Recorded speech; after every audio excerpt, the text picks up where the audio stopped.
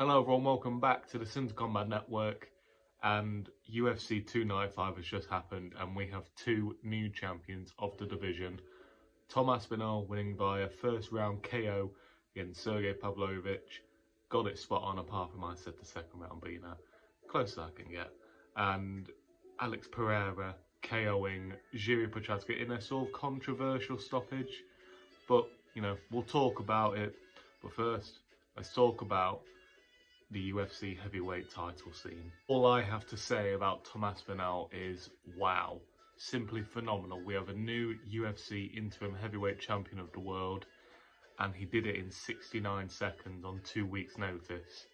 Michael Bisping was in the crowd, one of the first people to greet Tom Aspinall after he finished the fight, and there's something about UK fighters on short-term notice. I just go in there and wreck people, and fucking phenomenal to see. We have another English champion doing it for the boys back home, and I think he's just cemented himself a fight with John Jones, to be honest with you. I don't know if they're going to try and remake Stipe versus John Jones.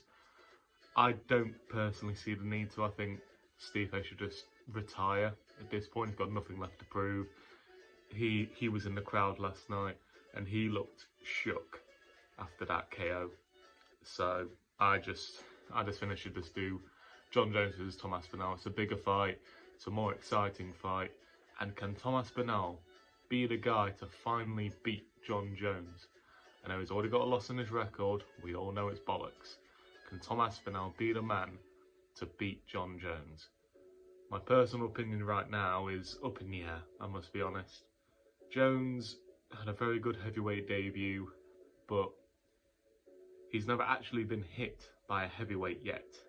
And if anyone's going to land on him with those fast hands, it's going to be Tom Aspinall.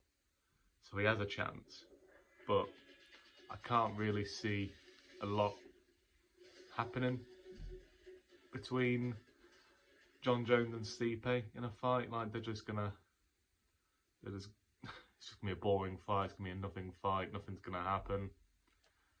So I'm hoping we see John Jones versus Tom Aspinall next, and that is going to be such a good fight. Maybe they can target it for UFC 300, maybe. But I've got a feeling they're going to try and make Conor McGregor the main event on that one. Let's talk about the main event, Alex Pereira versus Jiri Prochazka. And wow, sensational knockout for Alex Pereira. Maybe a bit early, but Jiri said it himself. He feels like he was probably out and it was probably the right decision to make. And we have a new two-weight world champion, former middleweight world champion and now current light heavyweight champion of the world, Alex Pereira, with a record of 8-2. Just simply phenomenal. And, you know, he called for Israel Adesanya after the fight, and if I was Adesanya, I would leave that one alone, to be honest. I know he won the last fight at middleweight, but, you know, Alex looks like an absolute beast in this division. Israel Adesanya did not look that impressive against Jan Blachowicz. He just couldn't really handle the weight of the division. And I think Israel needs to probably stay at middleweight. And I'd love to see a rematch between these two. Prochazka and Pereira put on an amazing fight. Prochazka did not look bad at all in this fight. He looked phenomenal. They both did. And if they would say that the rematch was next, I wouldn't be unhappy about it at all. And yeah, the Israel Adesanya fight, he should stay at middleweight. And he should probably have the winner of Sean Strickland versus Dricus du Plessis. And, you know, I just think he's a very skinny man, Israel Adesanya. Even when he came up to light heavyweight, he only made 200 pounds. He didn't actually make 205 pounds. And I just think he should stay in his lane, really. Dare to be great if you want, but you've tried it once, it didn't work. And we know Pereira can beat you. I just don't think it's a risk worth taking, to be honest with you.